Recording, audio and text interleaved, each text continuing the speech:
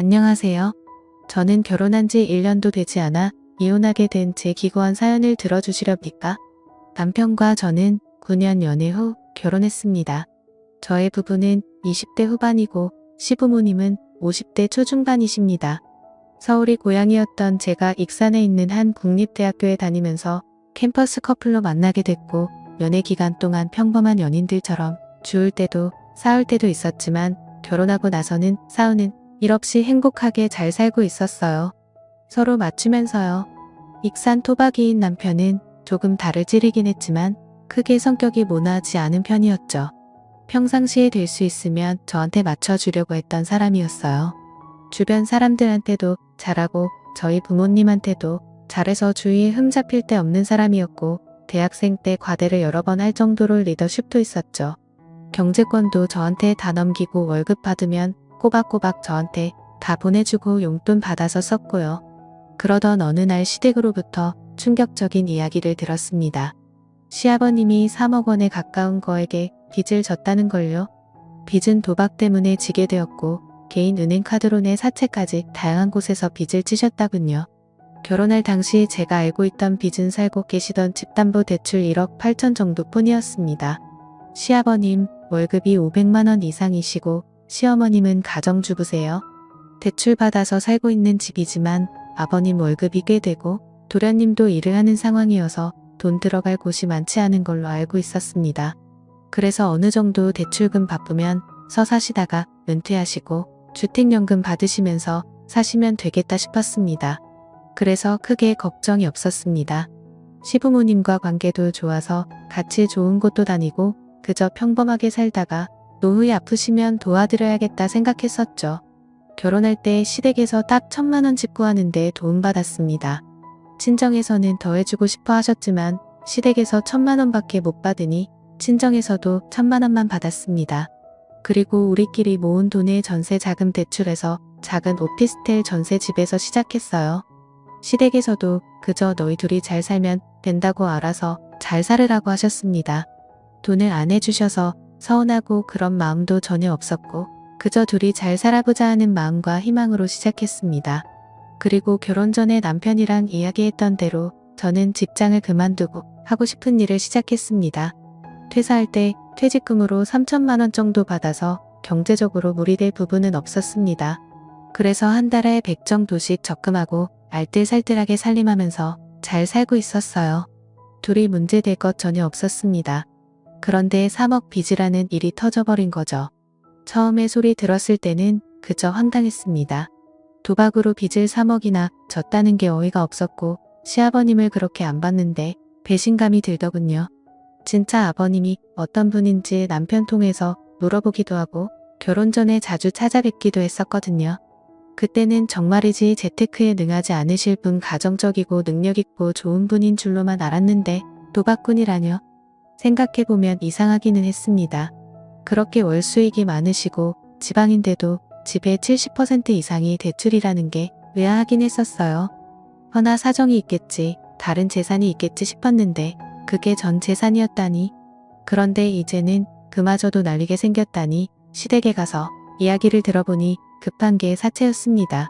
사채업자들이 계속 아버님 회사 찾아오고 어머님한테 전화하고 해서 두 분 다 정신적으로 많이 힘드신 게 같았어요. 결혼한 지 4개월밖에 안 된 우리에게 돈 좀 해줄 수 있냐고 하시더라고요. 둘이 있는 돈 없는 돈 그간 모은 돈 모두 탈탈 털어서 결혼한 게 아시면서 말이에요. 얼마나 급하면 그러실까 싶고 일단 급하게 갚아야만 될 것 같아서 900만 원 해드렸습니다. 남편이 저랑 동갑이라 늦게 취업했고 결혼 준비 기간 동안 월급 받은 것까지 다 털어서 결혼 준비해서 남편은 모은 돈이 하나도 없었어요. 그래서 제 퇴직금 일부 들여서 사채 빚을 해결했습니다. 그리고 아버님이 회사 돈도 건드리셨다고요. 2,500만 원 정도를 말이에요. 한마디로 공금 인정을 하신 거죠. 그게 급하게 일부 해결하느라 어머님이 카드 대출 200만 원을 받으셨는데 만기일이 다가온다 하셔서 또 200만 원을 그런데 은행뿐만 아니라 카드 대출 이자가 너무 세서 매달 원금과 생활비 이자까지 나가는 돈만 500만 원 이상이었습니다. 아버님 월급이 500만 원 정도인데 그냥 다 나가는 거죠. 사면서 받은 대출도 원금이랑 매달 나가는 돈이 커서 집 팔고 회생이나 파산을 하자고 아버님 말씀드리니 아가야 시애비 무시하냐? 나 아직 그렇게까지 인생 막장 아니다. 집은 있어야 된다. 라고 하시면서 거부하셨습니다. 그리고 한 달 정도 뒤에 회사 돈 건드린 게 남은 2,300만 원을 메꿔했습니다. 근데 돈이 없는데 어떻게 그걸 메꾸겠어요? 결국에 어머님이 또 카드 대출을 받아서 해결했습니다. 처음에는 공금의 명으로 감옥을 가던 말던 알아서 하라고 하시다가 그래도 회사는 다니게 해줘야 하지 않겠냐 해서 어머님이 카드 대출을 받으신 거라 했어요. 그리고 또 한 달 뒤에 도저히 안 되겠는지 아버님이 회생을 알아보시더군요. 이게 아버님 회사 회장님 귀에까지 들어가 도였고 회사 돈 손댔던 사실도 또 회장님이 알게 되면서 회사에서 잘렸습니다. 회생을 해도 6천만 원 정도는 알아서 갚으셔야 된다 하시대요.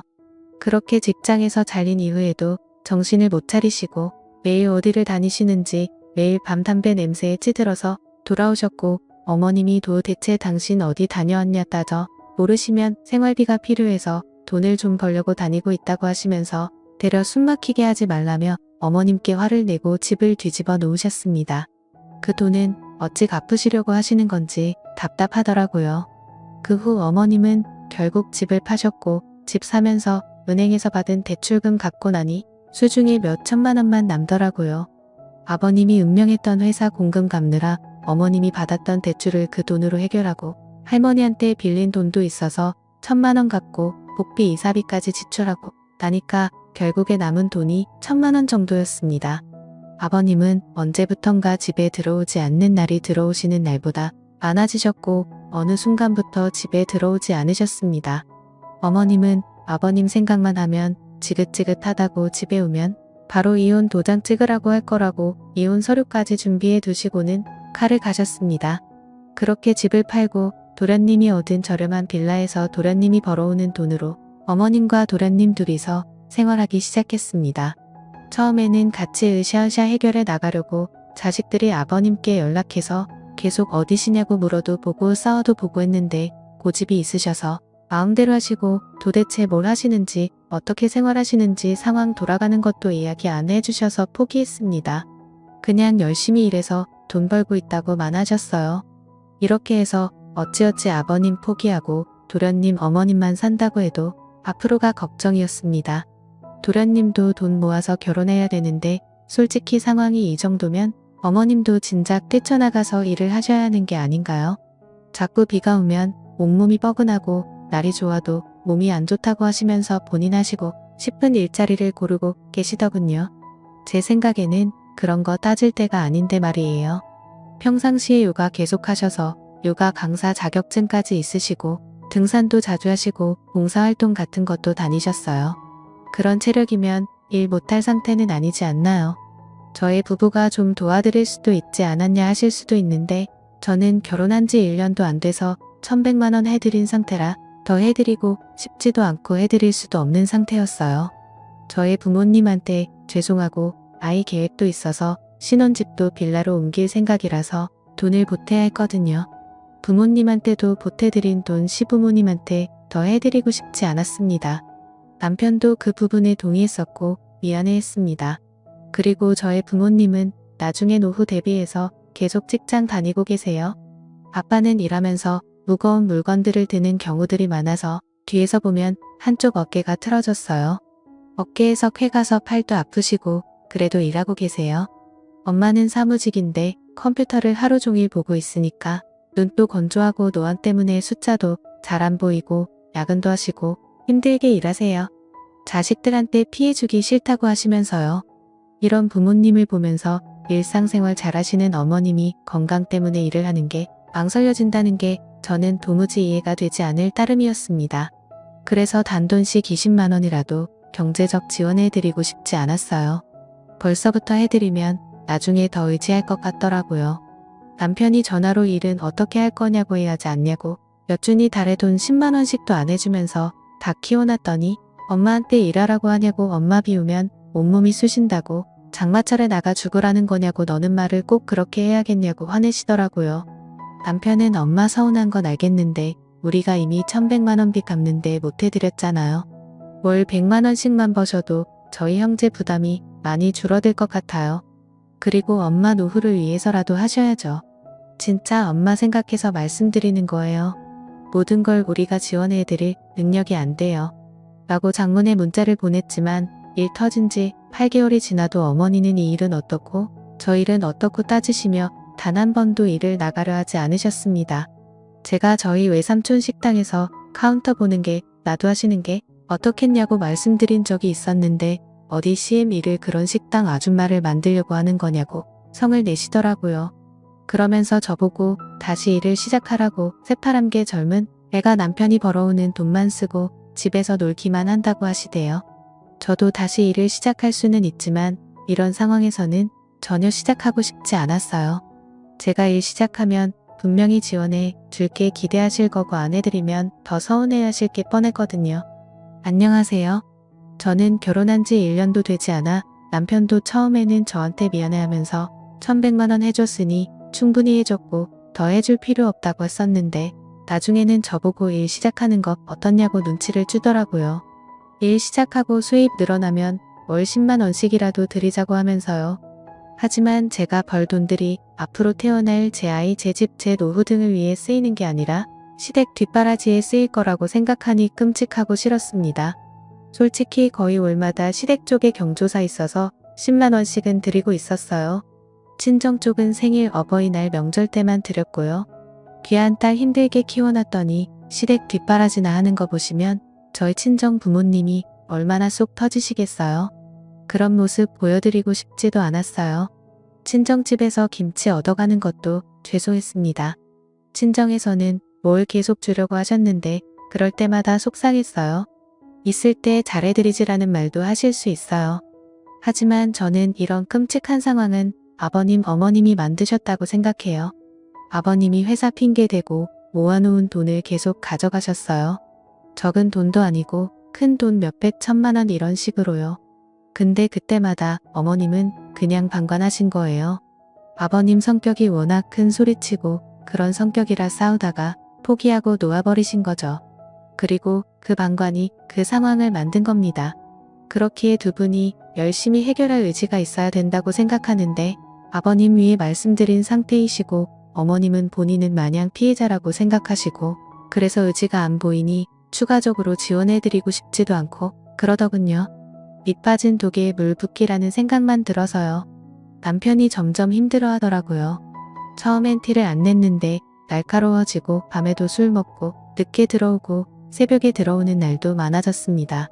부모님은 부모님대로 아내인 저는 저대로 남편한테 화내고 하니까 속상해서 저러나 했어요. 남편은 아버님이 말씀하시기 전까지 정말 이런 일에 대해서 전혀 모르고 있었다고 했거든요. 평소에 경제적인 부분에 크게 관심이 없어 보였어요. 저한테 경제권을 완전히 맡겼었고 돈에 대한 욕심도 전혀 없어 보였고 소소하게 우리가 할 수 있는 선에서 열심히 살면서 살림을 꾸려나가자고 했었어요. 저도 그렇고 남편 부려님까지 부모님한테 뒤통수 맞은 거인 줄 알았습니다. 남편도 피해자라는 생각에 남편이 너무 안쓰러웠고 아무리 술을 먹고 늦게 들어와도 새벽에 들어와 술 주정을 부려도 다 이해해 주려고 했습니다. 기죽어 들어온 남편을 꼭 안아주고 다음 달부터 다시 시작해야겠다고 결심했습니다. 그리고 남편한테 다음 날 아침 말했어요. 다음 달부터 출근하기로 결심했다고. 남편이 혹시 본인 부모님 빚 때문에 그런 거냐고 하면서 눈물을 머금은 채 말하는데 저도 그 모습을 보고 눈물이 나더라고요. 진짜 아침 대바람부터 둘이 부둥켜 안고 펑펑 울었네요. 열심히 살아보자고 대신 어머님 일하시는 게 설득 멈추지 말자고 도했습니다. 그렇게 저는 일자리를 구하고 출근을 예정일보다 더 일찍 시작했어요. 일자리라는 일이 전문직은 아니지만 워낙 수요가 많은 업종이라 쉽게 일을 구했습니다. 남편과는 주말에 데이트도 하면서 여전히 신혼의 단 꿈에 젖자 있었어요. 그러다가 그날 그것을 알게 된 겁니다. 그날은 제가 몸살이 심해서 사장님께 양해를 구하고 출근했다가 몇 시간 후에 병조퇴를 했던 날이었습니다. 남편이 걱정할까봐 조퇴한다는 말은 안 했고 그냥 몸이 좀 안 좋다고만 했었어요. 남편은 너무 걱정된다고 하면서 병원에 꼭 가라고 해주었고 중간중간 전화를 하면서 챙겨주었습니다. 그렇게 조퇴를 하고 집에 도착해 문을 열었는데 현관에 처음 보는 신발이 놓여 있었습니다. 뭐지 싶어서 조용히 집 안으로 들어갔습니다. 참고로 남편이 밤에 와도 늦게 오는 날들이 많아서 제가 집 비밀번호 누르는 걸 무음으로 설정해 놓은 터라 문 여닫는 소리 빼고는 큰 소리가 나지 않았어요. 저는 안방 쪽에서 대화 소리가 들리는 걸 느끼고는 안방 문을 벌컥 열었습니다. 그런데 그곳에 연락 없으셨던 시아버지와 출근한 줄로만 알았던 남편이 있는 게 아니겠어요. 아버님은 남편이랑 점심을 먹으러 왔다고 했고 남편은 아버님이 아프셔서 같이 병원에 가려고 만났다고 했습니다. 그리고는 둘이 서로 눈빛을 주고받더니 병원 갔다가 점심을 먹으러 만났다고 하는데 영 느낌이 세하더라고요. 그래서 알겠다 하고 그럼 병원은 다녀오셨냐 했더니 지금 병원에 안 그래도 가려고 한다고 했습니다. 저는 당시 몸이 너무 안 좋은 상태라 몰아다져 웃기도 피곤했고 힘들어서 알겠다고 말하고 둘을 보내고 안방에서 한숨을 잤습니다.